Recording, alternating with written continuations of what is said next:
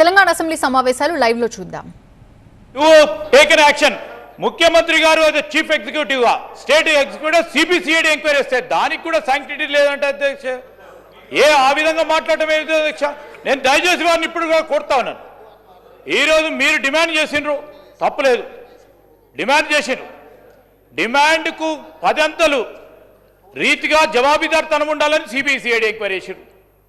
దాని విషయంలో స్పష్టతతో పోతా ఉంటే దాని మీద కూడా నమ్మకం లేదు. మళ్ళా హౌస్ని డిస్టర్బ్ చేసే ప్రక్రియ చేపడతా ఉన్నారు అధ్యక్ష. మీరు ఖచ్చితంగా నిర్ణయం తీసుకోవాలా. ఈరోజు ఈ విధంగా సభ పూర్తి స్థాయిలో డిస్టర్బ్ చేయాలి. ఇప్పుడు జరుగుతూ ఉంది అధ్యక్ష.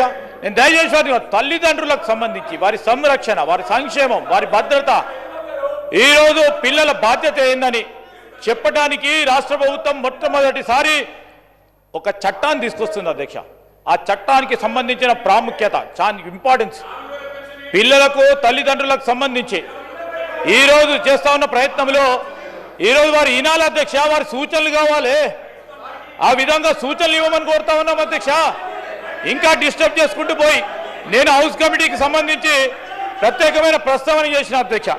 ఏదేమైనప్పటికీ ఈ హౌస్ కమిటీకి సంబంధించిన అంశం విషయంలో వారు రేపొద్దున హౌస్ కమిటీ చేసి రేపొద్దున ప్రభుత్వానికి సూచన చేసి మళ్ళా సిబిసిఐడి ఎంక్వైరీ చేయాలని పూర్తి స్థాయిలో చేసే కార్యక్రమం జాప్యం లేకుండానే నేరుగా ముఖ్యమంత్రి గారు సిబిసిఐడి ఎంక్వైరీ చేశారు అధ్యక్ష. ఇంకా అంతకంటే ఏముంటుంది అధ్యక్ష?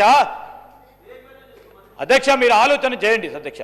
మీరు కూడా చూసిండ్రు, వారు కూడా చూసిండ్రు. చాలామంది సీనియర్ శాసనసభ్యులు ఉన్నారు, చాలామంది కూడా ఆ విషయంలో ఒక స్పష్టతతో పోవటం జరిగింది.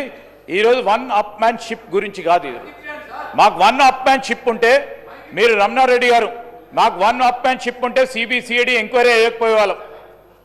స్పష్టతో మేము ఈరోజు పోతా ఉన్నాం. జవాబుదారితనంతో పోవాలనే ఉద్దేశంతోనే 12 సంవత్సరాల కాలయంలో జరిగిన అనేక విషయాల్లో ఒక ఎంక్వైరీ రిపోర్ట్ రావాలనే ఉద్దేశంతో పోతా ఉన్నాం. వన్ అప్ మ్యాన్షిప్ కాదు, వారు వన్ అప్ మ్యాన్షిప్ గురించి పోతా ఉన్నారు. మేము అడిగినాం వేయాలి అని మొండి వైఖరితో పోతా ఉన్నారు.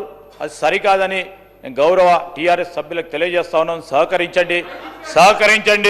డిమాండ్స్ ఉన్నాయి, మాట్లాడేది ఉంది.